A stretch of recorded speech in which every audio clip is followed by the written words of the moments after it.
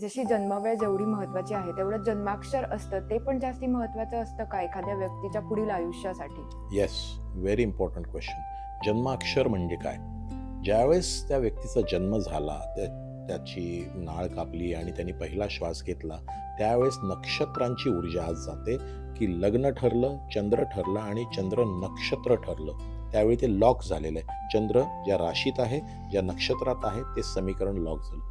त्या नक्षत्राला साऊंड आहे. नक्षत्र 13° 20 कलांचं आहे. पॉइंट ऑफ टाईमला कुठलं नक्षत्र होतं आणि त्याचं कितवं चरण होतं, म्हणजे 3.20, 3.20, 3.23, त्यातल्या कुठल्या पहिल्या, दुसऱ्या, तिसऱ्या चरणात त्याबरोबर खाली तिथं लॉक झालं त्याचं समीकरण, तर त्याला एक साऊंड आहे, ध्वनी आहे.